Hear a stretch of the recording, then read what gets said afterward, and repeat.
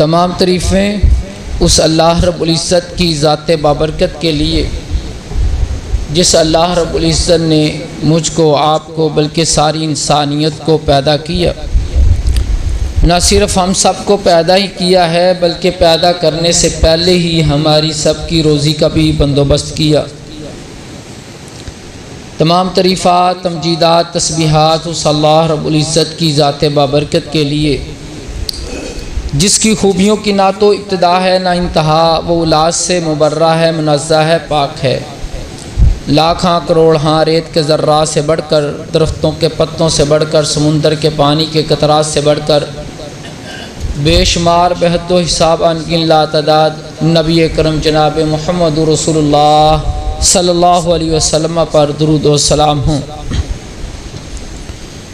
इस मुख्तसर हम्द व सलात के बाद मैं अपने रब की दी हुई तौफीक के साथ इस जुमातुल मुबारक के खुतबा में जिस मौजू पर बहस करूँगा वो मेरा मौजू है हज़रत आदम अलैहिस्सलाम की बड़ी मशहूर दुआ, रब्बना ज़लमना अनफुसना व इल्लम तग़फ़िर लना व तरहमना लनकूनन्न मिनल ख़ासिरीन। ये हर मर्द, औरत, बच्चे और बूढ़े, जवान हर एक को याद है। तो ये दुआ है कि इंशाअल्लाह ताला आज हम इसी के ऊपर अल्लाह की दी हुई तौफीक के साथ तबसरा करेंगे। बड़ी तवज्जो के साथ गुफ्तगू को समात कीजिएगा। अच्छा सामने आ जाए, वैसे मैंने ना सामने आ जाए, बड़ी मेहरबानी होगी इंशाअल्लाह।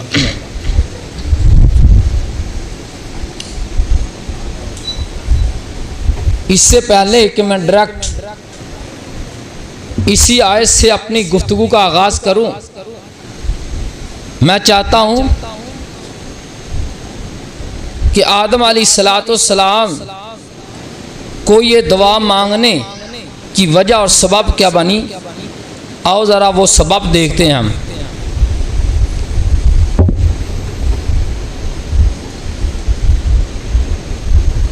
अल्लाह रब्बुल इज़्ज़त ने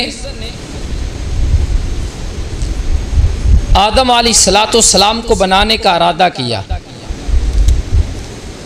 तो फरिश्तों से फरमाया, सूरतुल बकरा है, कुरान की 2 नंबर की सूरत है,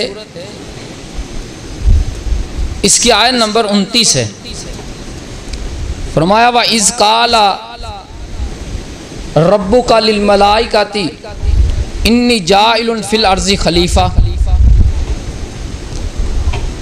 अल्लाह रब्बुल इज़्ज़त ने फरिश्तों से कहा कि मैं आदम को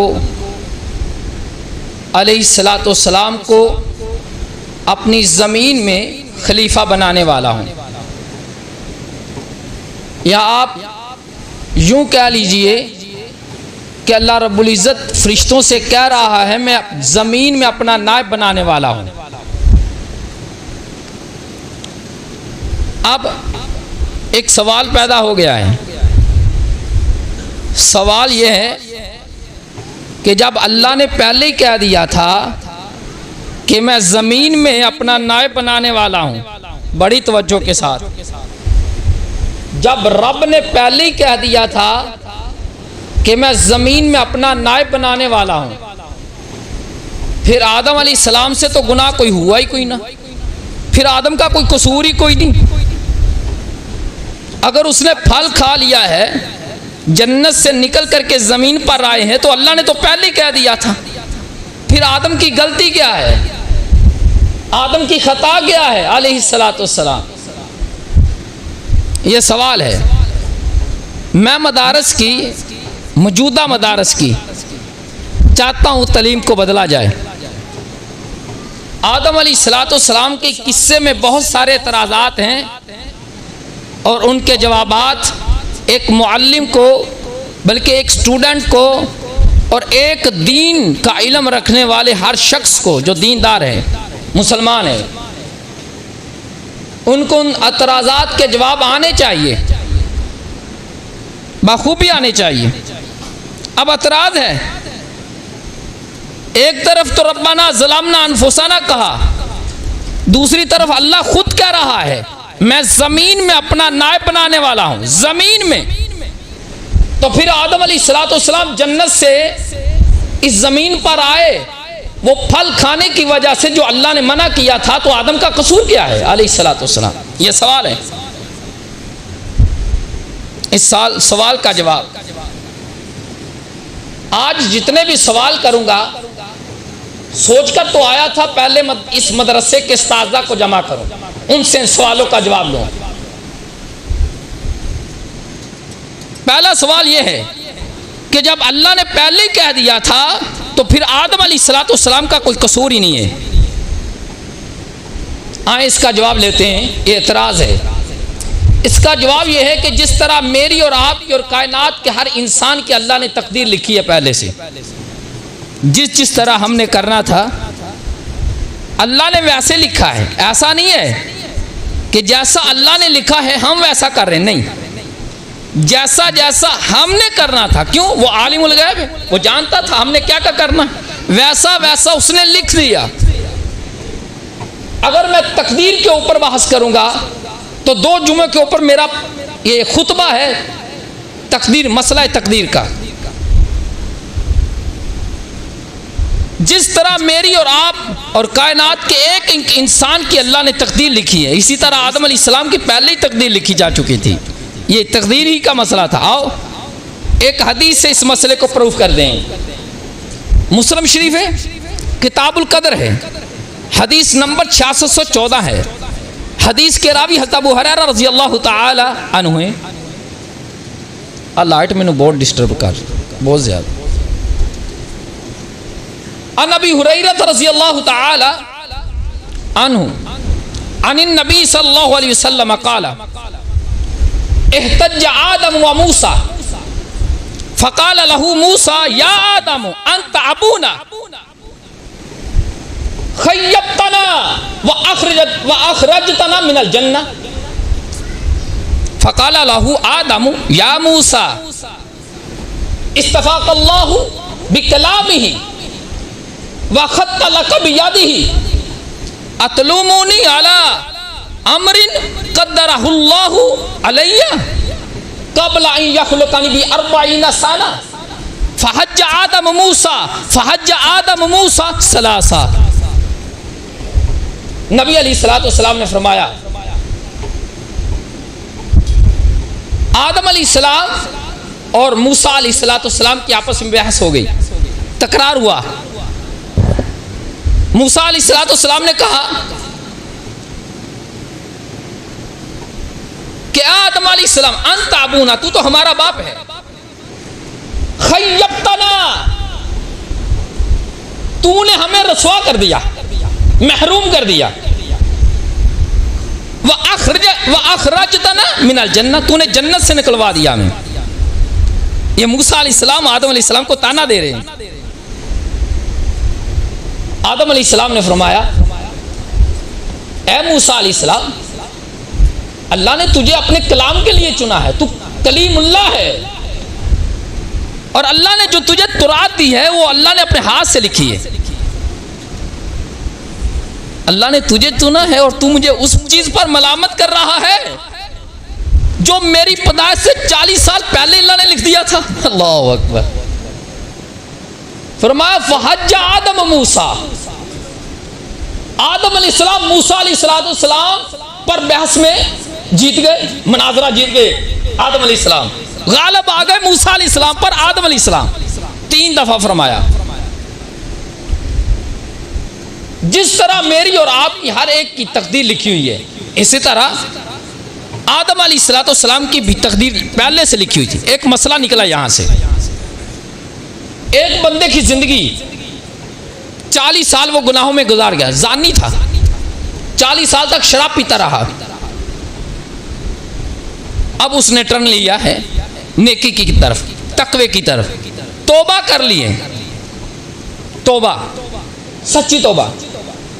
लेकिन हमारे जैसे लोग उसको छोड़ने वाले नहीं, ताना देते रहते हैं।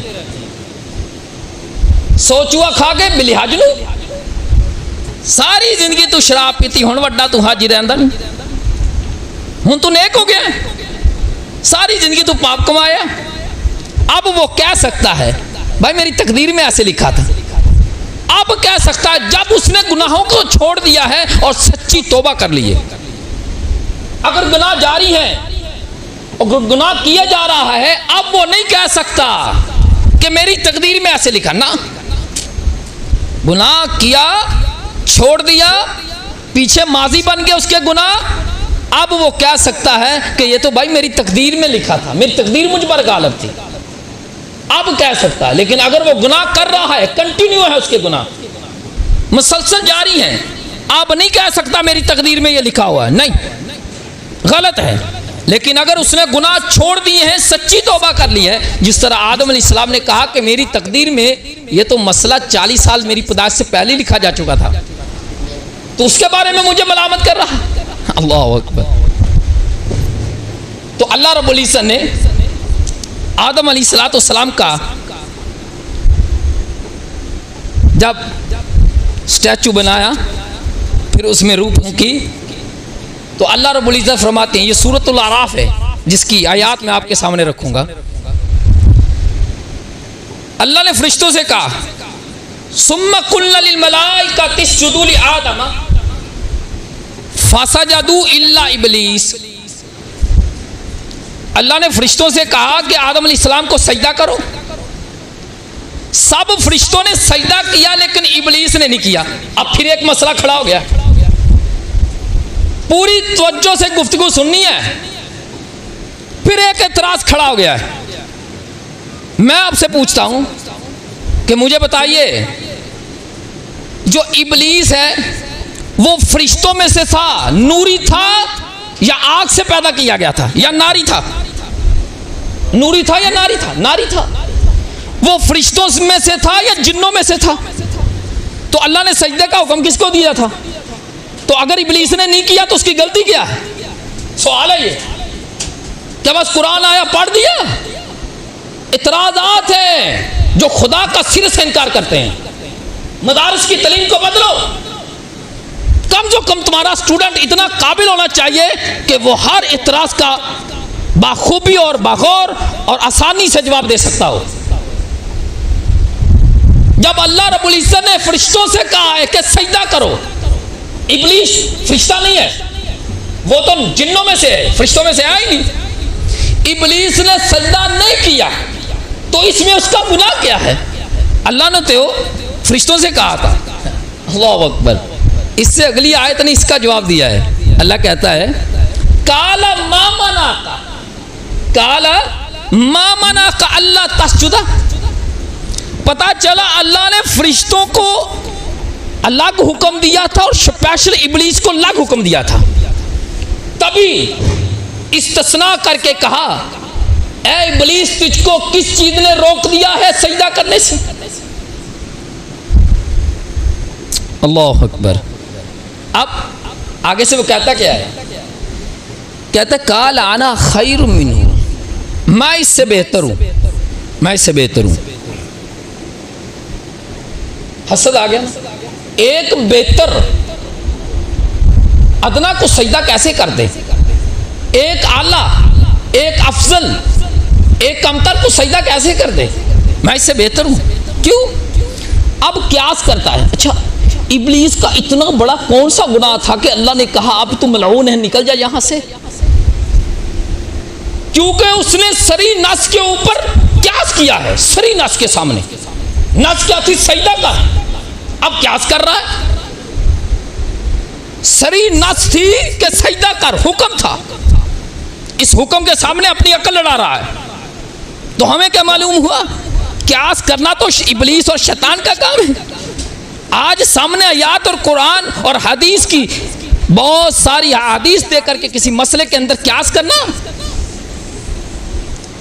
अपनी ही अकल को लड़ाना, जबकि बिल्कुल वाज़ेह हदीस भी वाज़ेह, कुरान की आयत भी वाज़ेह। ये तो इब्लीस का काम है। इतना बड़ा जुर्म है उसका। अल्लाह कहता है, खलक़तानी मिन नारिन व खलक़तहू मिन तीन। अल्लाह तूने इसको मट्टी से और मुझको आग से पैदा किया है। आग की खसलत है, इसको जलाया जाए। अब क्या कर रहा है ना, अक्ल लड़ा रहा है, मंतकी दलील दे रहा है। आग की खसलत है, इसको जलाया जाए तो ये ऊपर को उठती है, मट्टी की मुट्ठी, आप मट्टी की मुट्ठी ले ले एक अपनी मुट्ठी के अंदर, उसको ऊपर फेंक के वो नीचे बैठती है। कहता है मट्टी के अंदर पस्ती है, आग के अंदर बुलंदी है, तो एक बुलंद एक पस्ती वाले को कैसा सजदा कर दे। हालांकि इब्लीस को किसी ने बताया ही नहीं, ये कमअक्ल था, बेवकूफ था। मट्टी में अल्लाह ने ऐसी बरकत रखी है, एक दाना 700 गुना करके लुटाती है। सुभान अल्लाह। वही दाना आग में फेंको, वो दाना आग रसवा करके और उसको मैं कहता हूं बिल्कुल फना कर देती है। दाना ढूंढ नहीं सकते आप, वो तो सारे का सारा जल जाएगा, मटा के रख देती है ये आग। और इसके आग के मुकाबले में मट्टी इतनी बाबरकत है कि मट्टी के हवाले एक दाना करो वो 700 गुना करके लुटाती है वापस। अल्लाह अकबर। तो मट्टी इससे अफजल हुई ना। इसको चाहिए था कि अल्लाह का हुक्म मान लेता है, लेकिन अपना क्यास किया, वो भी गलत किया। जबकि मट्टी इतनी बाबरकत है और आग में इतनी नहूसत है कि इसमें दाना फेंक को जला करके राख कर देती है। अल्लाह अकबर। अब अल्लाह ने कहा फ़ख्र इन्ना कमिन सागिरीन, चल जलील होकर के निकल जा यहाँ से। अब ये दुआ करता है, क्या कहता है? काल अंज़िरनी इला यौम युबासून, अल्लाह मुझे क़यामत तक मोहलत दे दे। यहाँ ये है सुस्वाद के अंदर ऐसे, काल रब्बी फ़अंज़िरनी इला यौम युबासून। इतना चलाक था कि आज हमें नहीं पता, लेकिन उसको इस मसले का पता था कि जब रब को रबूबियत का हवाला दे के दुआ की जाती है ना, तो वो सुनता है, कबूल फरमाता है। अब इब्लीस से बढ़कर कोई नापसंदीदा होगा अल्लाह के यहाँ? सबसे मलऊन इब्लीस है। लेकिन जब उसने दुआ की रब को रबूबियत का हवाला दे के, तो रब ने उसकी भी दुआ की, दुआ कबूल की। और जब आदम अलैहिस्सलाम ने दुआ की, तो आदम अलैहिस्सलाम ने भी रब का रबूबियत का हवाला दे करके रब्बाना सलमना। मालूम ये हुआ, एक मुफस्सर लिखता है कि जब कोई मजबूर, लाचार, परेशान हाल, दुखी, गमों का मारा हुआ, लोगों का रुलाया हुआ, हालात का साया हुआ, जब अपने हाथ को फैलाता है और या रब्बी या रब्बाना कह करके अल्लाह को पुकारता है, तो अल्लाह की रहमत वजद में आकर के उसकी दुआ को अपने दामन में समेट लेती है। यही वजह है आज लोग कहते हैं हम गुनहगार हैं, असी गुनहगार ये नहीं कि साड़ी एंदे अगे तो एंदी अल्लाह अगे। जबकि इब्लीस से बढ़कर कोई गुनहगार नहीं है। क्या इब्लीस से भी गए गुजरे? अल्लाह ने तो इब्लीस की मान ली, नहीं कबूल की, तो अल्लाह ने मोहम्मद रसूलुल्लाह सल्लल्लाहु अलैहि वसल्लम की दुआ कबूल नहीं की। मुस्लिम शरीफ है, किताबु दावात है, जामे तिरमिज़ी है, किताबु दावात है। हदीस के रावी सौबा रज़ी अल्लाह तआला अन्हु, नबी अलैहिस्सलातु वस्सलाम ने फरमाया सअलतु रब्बी अज़्ज़ा व जल्ला सलासा खिसालिन फ़अतानी इस्नतैनी व मनानी वाहिदा। मैंने अपने रब से 3 दुआएं की, 2 तो रब ने मंजूर कर ली, एक मेरे रब ने मेरी दुआ को रद्द कर दिया, मानी नहीं, कबूल ही नहीं की। अल्लाह कबूल करने पर ना आए तो मोहम्मद रसूलुल्लाह सल्लल्लाहु अलैहि वसल्लम जो कायनात में सबसे अल्लाह को प्यारे हैं, सबसे अजीज हैं, नहीं मानने पे आए तो अल्लाह ने अपने प्यारे हबीब जनाब मोहम्मद रसूलुल्लाह सल्लल्लाहु अलैहि वसल्लम की दुआ को कबूल नहीं किया। अगर करने पे आते हैं तो इब्लीस जैसे शैतान और इब्लीस, और जो इतना अल्लाह के यहाँ नापसंदीदा है, अल्लाह तो उसकी भी दुआ कबूल कर लेता है। हमें यकीन की लोड़ है, यकीन की ज़रूरत है। हमारे यकीन पुख्ता होने चाहिए कि जब हम अल्लाह के सामने हाथ उठाएंगे अल्लाह कबूल फरमाए। अब अच्छा आगे कहता क्या है, एक एक जुमले को बड़े गौर से सुनना है। अल्लाह ने कहा काला इन्नका मिनल मुंज़िरीन, जा तुझे क़यामत तक मोहलत दे दी, तेरी दुआ कबूल हो गई है। काला फ़बिमा अग़वैतनी लअक़उदन्न लहुम सिरातकल मुस्तक़ीम, कहता है अब मैं तेरे बंदों को गुमराह करूँगा। अच्छा, झगड़ा तो तेरा हमारे बाप आदम से था, क्या कह रहा है, मैं इसकी नस्ल को छोड़ूंगा नहीं। हम में कितने लोग हैं जो इब्लीस की ज़ुबान बोलते हैं, लड़ाई एक से है, पूरे ख़ानदान को मत छोड़ूंगा, तेरी नस्लें मिटा दूंगा, ये इब्लीस का जुमला है। हमारा क्या कसूर था? और तुझे आदम अलैहिस्सलाम ने तो वजह तो आदम बने हैं ना अलैहिस्सलाम, तुझे जन्नत से निकाला और फरिश्तों की लिस्ट से निकालेंगे। हमारा क्या कसूर था? तू कह रहा है कि तेरी नस्ल को गुमराह करूंगा। आदम अलैहिस्सलाम से तेरा मामला था, तू उसी से हल कर, हमारी जान छोड़ता। लेकिन नहीं, कह रहा मैं इसकी पूरी नस्ल को गुमराह करूंगा। आज हम में भी बहुत सारे लोग हैं, लड़ाई एक से है, पंगा एक से है, लेकिन कहते ना ना ना तेरी पूरी नस्ल को मिटा डालूंगा। यही इब्लीस का जुमला था। अल्लाह अकबर। और कहता क्या है? लअक़उदन्ना लहुम सिरातकल मुस्तकीम। शिकार करने के लिए ना 3 चीज़ों का होना ज़रूरी है। एक, जिस जगह आप घात लगा रहे हैं ना, आपको इल्म होना चाहिए कि ये शिकार, जो शिकार गुजरेगा उसकी ये गुजरगाह है। शिकार इसी गुजरगाह से गुजरेगा, इसी रास्ते से गुजरेगा, आपको ये यकीन होना चाहिए। दूसरा, आप कहीं छुप करके बैठेंगे। तीसरा, आप जो उसको जार डालेंगे वो बहुत मजबूत होना चाहिए, वरना आप शिकार नहीं कर सकते। तीनों में से एक भी चीज़ शॉर्ट हो। इब्लीस यही कह रहा है, बैठ, वहाँ बैठूंगा। कहाँ? खड़ा नहीं रहूँगा। खड़ा रहेगा, जब सियाद खड़ा रहता है तो शिकार दौड़ जाता है शिकारी को देख करके। जब तक शिकारी छुपे ना, ये भी कह रहा है मैं बैठूंगा, खड़ा नहीं रहूँगा, बहुत तेज़ है, बैठ करके शिकार करूँगा। और बैठूंगा कहीं? रास्ते में बैठूंगा, वो रास्ता जो जन्नत को जाता है, वो रास्ता जो अल्लाह के कुर्ब को हासिल करने का जरिया बनता है, बिल्कुल उसमें बैठूंगा। क्या कहता है? सिरातकल मुस्तकीम, बिल्कुल सीधे रास्ते के ऊपर बैठूंगा। इसको ये भी पता है ये सीधा रास्ता है, इसी से गुजरकर जन्नत में जाना है, और ये भी पता है कि हर कोई इससे गुजरेगा, तभी वो पीछे पड़ता है। अल्लाह अकबर। आगे क्या कहता है? सुम्मा लातियन्नहुम मिन बैना अयदीहिम व मिन खल्फिहिम व अन अयमानिहिम व अन शमाइलिहिम।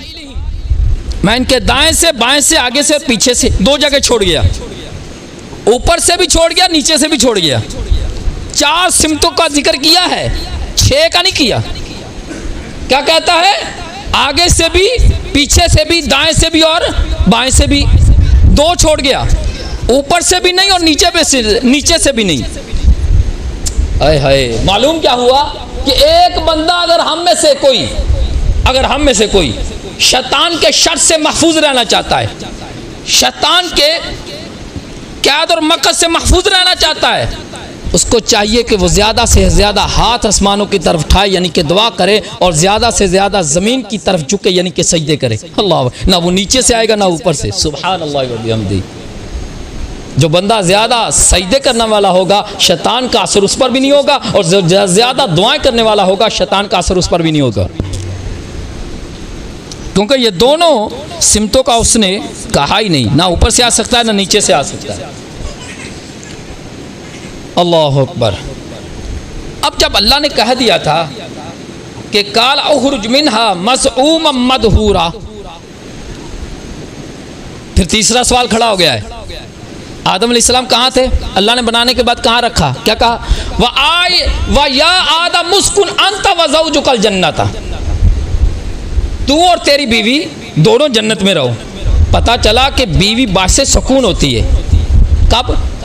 जब दोनों इक्वल हो, बराबर हो। ऐसा नहीं है एक पहिया ट्रैक्टर का और एक साइकिल का वो गाड़ी नहीं चलने वाली, दोनों इक्वल होना ज़रूरी है।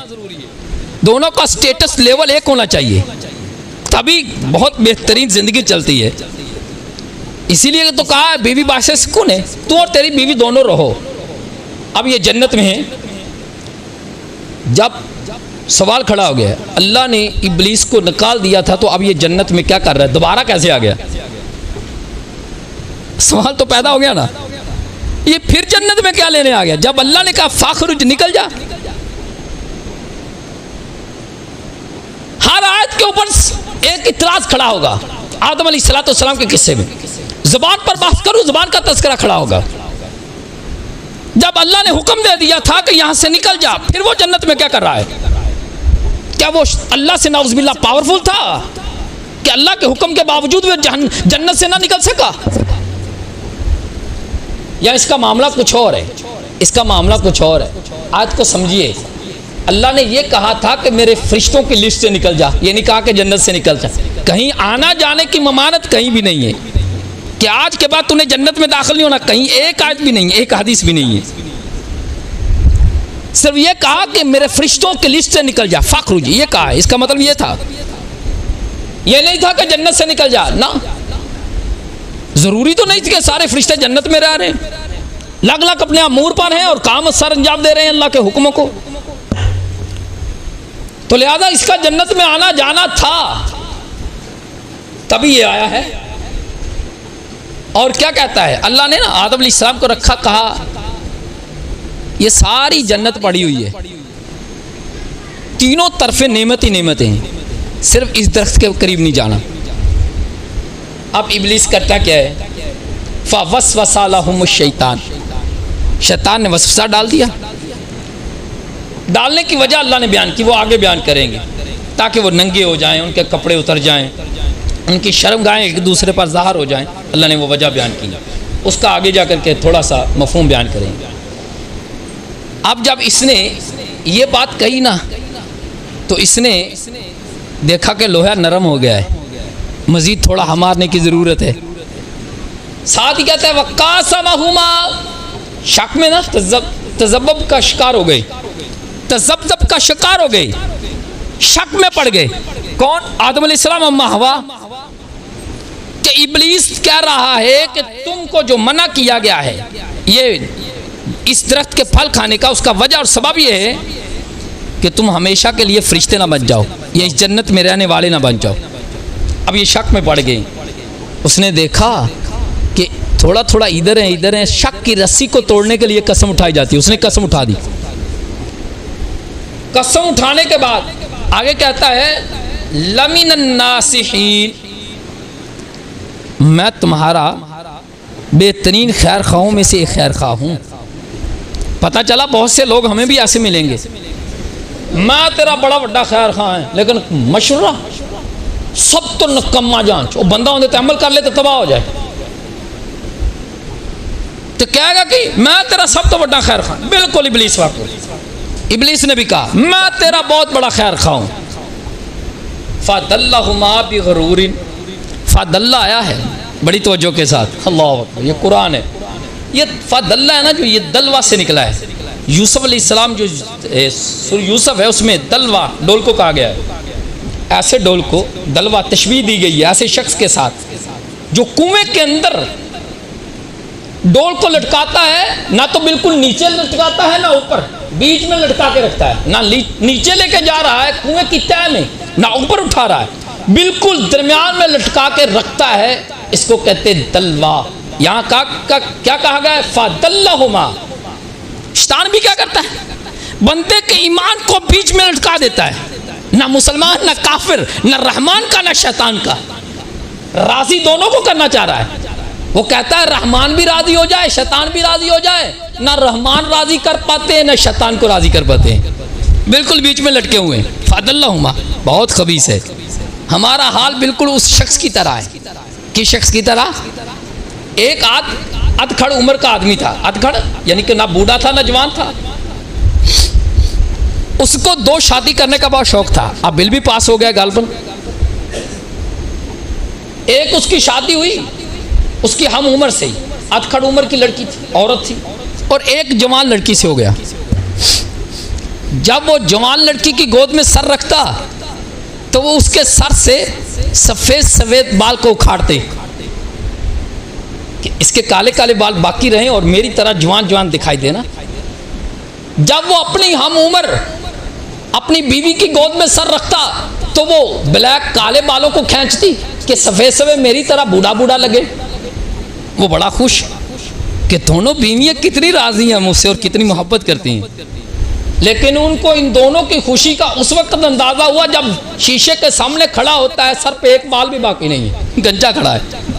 हमारा हाल भी ये ना हो, ना उसको राजी कर पाए ना उसको राजी कर पाए, ना रहमान राजी ना शैतान राजी।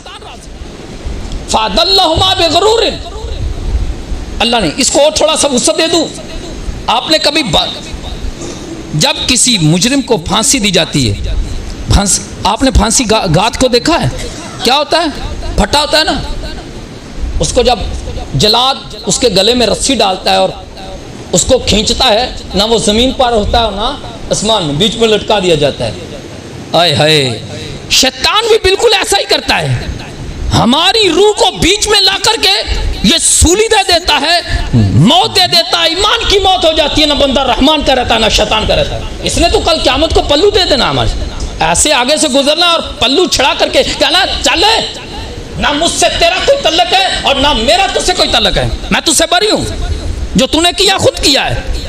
क्या कहेंगे उस वक़्त?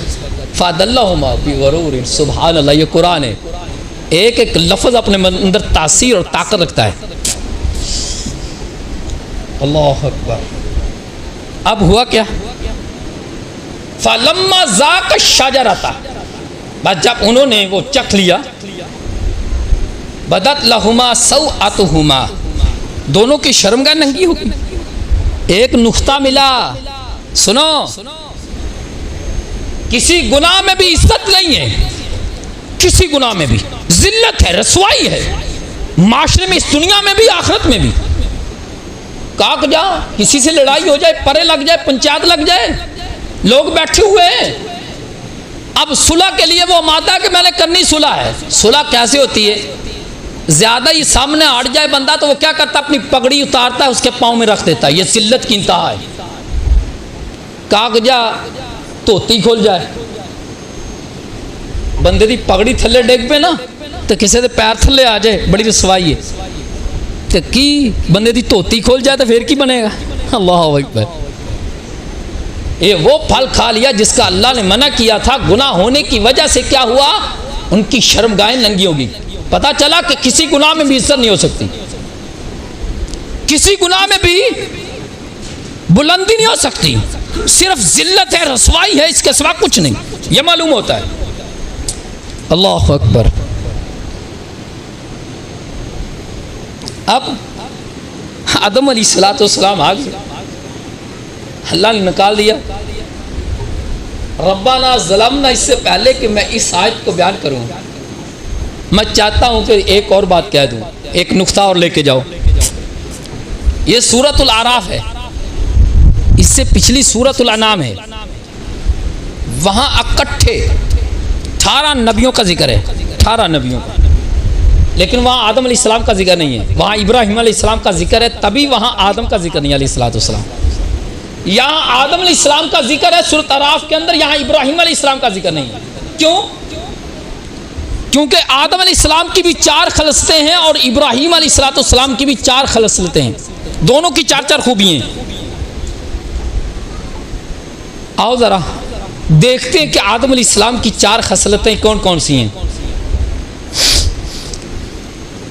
वकाना इब्राहिम शैखन हुनफा अल इमामुल मुवाहिदीन अली अरबत अमूर।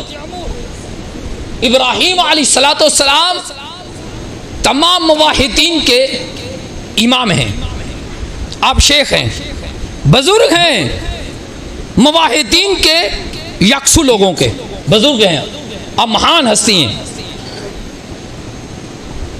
4 खूबियों की वजह से। वो क्या है? जाला मालहुल ज़ैफ़ान, पहली खूबी, आपका माल मेहमानों के लिए था। अल्लाह अकबर, मेहमानों के लिए। हज़रत इब्राहीम अलैहिस्सलाम ने एक दिन भी ऐसा नहीं हुआ कि आपने दस्तरखान बिछाया हो और अकेले बैठ के खाना खाया हो। एक दिन, किसी एक वक्त, एक टाइम में ऐसा हुआ नहीं कि इब्राहीम अलैहिस्सलाम अकेले बैठे और अकेले खाना खाया ना, जब तक अपने साथ किसी मेहमान को ना बिठा ले। अल्लाह ने आपके दस्तरखान का तज़किरा किया है कुरान के अंदर। 2 फरिश्ते आ गए इंसानी शक्ल के अंदर। इब्राहीम अलैहिस्सलाम ने बछड़ा भूना आगे हाजिर कर दिया, दोनों ने हाथों को खींच लिया। इब्राहीम अलैहिस्सलाम ने फरमाया क्यों नहीं खाते हो? कहते हम उस वक्त नहीं किसी से खाते जब तक हम उसको मुआवजा ना दे दें। क्या आप मुआवजा लोगे इसका? इब्राहीम अलैहिस्सलाम ने फरमाया हाँ मैं बिल्कुल लूँगा। तो बताइए क्या है आपका इस खाने के बस मुआवजा? तो इब्राहीम अलैहिस्सलाम ने कहा कि जब शुरू करो तो कहो बिस्मिल्लाह, और जब इख्तिताम करो तो कहो अल्हम्दुलिल्लाह। अल्लाह, यही मेरे इस खाने का मुआवजा है। एक फरिश्ते ने दूसरे फरिश्ते को देखा, कहा तभी तो अल्लाह ने इस इब्राहीम को कहा है वत्तखज़ल्लाहु इब्राहीम खलीला। क्या मुकाम व मर्तबा है। मेहमान, आपका माल मेहमानों के लिए। और दूसरी खूबी वजाला वालादहु लिल कुर्बान, बच्चे की गर्दन पे छुरी रख के अल्लाह के लिए ज़िबा कर देना। अल्लाह, ये बड़ी बात नहीं थी कि अल्लाह ने कहा बेटे को ज़िबा कर दे। तो अगर इब्राहीम अलैहिस्सलाम किसी और से कहते कि यार ये छुरी ले ले और मेरा बेटा ले ले और ले जा करके इसको ज़िबा कर दे, तो शायद इतनी बड़ी ताज्जुब की बात ना होती। बाप हूँ, बाप होना और उसका पिदर हूँ, वो पिसरम है मेरा। पिदर और पिसरम के अंदर दरमियान जो अल्लाह ने मोहब्बत रखती है वो हायल ना हो जाए, इसलिए तो पकड़ ये छुरी ले और मेरे बेटे को ले ज़िबा कर दे। अजीब बात तो ये, छुरी भी खुद ली, लटाया भी खुद और छुरी फेरने भी खुद शुरू की। अल्लाह, ये अल्लाह से मोहब्बत। आपके दिल में अल्लाह के सिवा कोई नहीं था, वो आगे बात है। वजाला कल्बहु लिर्रहमान, आपने अपना दिल ही निकाल के रब के सामने रख दिया। अल्लाह अकबर, इस दिल में अल्लाह के सिवा कोई है ही नहीं। इससे पिछला जुमा यही मैंने पढ़ाया था जो इससे यहाँ पढ़ाया था। और फरमाया वजाला बदनहु लिन्नीरान, आपने अपने बदन को आग के हवाले कर दिया। चार खूबी हैं, अब चार आदम अलैहिस्सलाम के अंदर खूबी हैं। वो कौन सी खूबी है? अल्लाह रब्बुल इज़्ज़त ने आदम अलैहिस्सलाम को अपने हाथ से बनाया, हमें अपने हाथ से नहीं बनाया, सिर्फ अल्लाह ने आदम अलैहिस्सलाम को अपने हाथ से बनाया। हमारा सिलसिला कौन से चल रहा है? सिर्फ आदम अलैहिस्सलाम अल्लाह ने अपने हाथ से बनाया, खास के लिए आदम को अपने हाथ से बनाया। पहली फजीलत। दूसरी, अल्लाह रब्बुल इज़्ज़त ने चीज़ों का अस्मा का इल्म दिया, इल्म दे करके अल्लाह ने शर्फ बख्शा। तीसरी खूबी, अल्लाह ने फरिश्तों से सजदा करवा के आदम अलैहिस्सलाम को इज्जत बख्शी। तीसरी खूबी। चौथी खूबी, ये फ़ख्र है अल्लाह। क्या फ़ख्र? अल्लाह ने अपनी रूह आदम अलैहिस्सलाम के अंदर फूंकी। चार खूबियाँ। आदम अलैहिस्सलाम को इल्म दिया, लेकिन इस इल्म ने आदम को नफ़ा नहीं दिया अलैहिस्सलाम। अल्लाह रब्बुल इज़्ज़त ने आदम अलैहिस्सलाम को तमाम फरिश्तों को हुक्म दिया कि आदम को सजदा करो। इस सजदे ने, इस फजीलत ने आदम अलैहिस्सलाम को नफ़ा नहीं दिया। अल्लाह ने अपने हाथ से आदम अलैहिस्सलाम को बनाया, लेकिन इस शर्फ ने भी आदम अलैहिस्सलाम को कोई नफ़ा नहीं दिया। और अल्लाह रब्बुल इज़्ज़त ने आदम अलैहिस्सलाम के अंदर अपनी रूह फूंकी, और इस इज़्ज़त ने भी आदम अलैहिस्सलाम को नफ़ा नहीं दिया। नफ़ा किसने दिया? आजदी ने, इनकसारी ने, झुक जाने ने, रब्बना सलामना। नफ़ा किसने दिया? निकाल दिए गए। अब क्या है? ये चार चीज़ें सामने रख करके नहीं बात की, बल्कि झुक गए, गिड़गड़ाए, आंसू बहाया। क्या कहा? रब्बना सलमना अनफुसना व इन लम तगफिर लना व तरहमना लनकूनन्ना मिनल खासिरीन। हमारी बातें, हमारी रियासतें अगर हम में फ़ख्र पैदा कर दें तो अल्लाह की कसम हमारे लिए बात से इबरत होगी। इब्राहीम अलैहिस्सलाम ने अल्लाह का आलीशान घर बनाया, जो तमाम घरों में सबसे बड़ा था, नेकियों में सबसे बड़ी नेकी थी। सबसे बड़ा घर बनाने के बाद तकब्बर नहीं आया, गुरूर और घमंड नहीं आया, बल्कि क्या कहा? रब्बना तकब्बल मिन्ना, अल्लाह ये मेरी नेकी, मेरे जो मैंने की है, मेरे हाथों से सरसद हुई है, अल्लाह इसको कबूल फरमा ले। अल्लाह अकबर। चार चीज़ों ने फजीलत नहीं दी, चुक जाने ने फजीलत दी है। दुआ कितनी बड़ी है। मालूम क्या हुआ? गलती हो जाए, गुनाह हो गया है, इंसान को झुक जाना चाहिए, आजिज़ी इनकिसारी इख्तियार करनी चाहिए, अल्लाह के सामने गिड़गड़ाना चाहिए, आंसुओं को बहाना चाहिए। और अगर हम इबादत गुज़ार हैं, शुक्र है अल्लाह ने नेक बनाया है, तो इस बात पर ज़्यादा से ज़्यादा रोना चाहिए, अल्लाह के सामने गिड़गड़ाना चाहिए कि अल्लाह शुक्र है तूने इन सारी दुनिया के इंसानों से हमें अपने दीन के लिए मुंतखब किया है। ये भी अल्लाह रब्बुल इज़्ज़त का हम पे ख़ास एहसान और फ़ज़ल है। तो लिहाजा इस बात पर भी इंसान को आंसू बहाने चाहिए। ज़रूरी है कि हम अल्लाह के सामने दिन में ना, यार जब मुसीबत आती है, तकलीफ़ आती है, हाथ उठाते हैं। हाँ, यहाँ एक और बात कह दूँ, बहुत ज़रूरी है। आज हम अहले हदीसों के अंदर भी ख़राबी है, हमने भी लोगों को दम्मो तवीज़ों और पता नहीं किस किस पे लगा दिया है, अल्लाह से तोड़ करके। जबकि शरीयत मोहम्मदी को गौर से पढ़ लो, मेरे नबी ने लोगों को अल्लाह से जोड़ा है दुआओं के जरिए। आए एक औरत को दौरा पड़ता था, कहा अल्लाह के रसूल दुआ फरमा दीजिए, ये नहीं कहा दम कर दीजिए ना, दम अगर से जायज, ये नहीं कहता नहीं जायज, लेकिन एक बकायदा उसका कारोबार शुरू कर देना और लोगों को दुआ कर जान ही ना देना, और अल्लाह के सामने गिड़गिड़ाओ, रात को उठाओ पूरे घर को, रात के 2 बजे उठो, अल्लाह के सामने 2 नफल पढ़ के रो गिड़गिड़ाओ, अल्लाह की कसम उठा के कहता हूं कब से वो बीमारी निकलेगी जिसके बारे तुम रब से दुआ करोगे। अल्लाह से जुड़े तो सही, गिड़गिड़ाए तो सही। दम तवीज लोगों को अल्लाह से तोड़ करके ये दुआ का पूरे कुरान को पढ़ के देखो, जब भी किसी नबी पर मुश्किल आई, अल्लाह वाले पर मुश्किल आई, उसने अल्लाह से ताल्लुक बनाया दुआ के जरिए। तो हमें आम रूटीन में भी दुआ मांगनी चाहिए, अल्लाह से जुड़े रहना चाहिए, तभी उसकी दुआ बहुत कबूल होती है, जो आम रूटीन में भी अल्लाह से जुड़ा रहता है। तो लिहाजा अल्लाह रब्बुल इज़्ज़त से दुआ है अल्लाह हमें अपने से ज़्यादा मांगने की तौफीक दे। जब हमारे हाथ अल्लाह के सामने उठें, अल्लाह रब्बुल इज़्ज़त से दुआ है अल्लाह जब तक ज़िंदा रखे दीन इस्लाम पे, जब मौत ईमान के अल्लाह हालत में वमा अलैना इल्लल बलाग।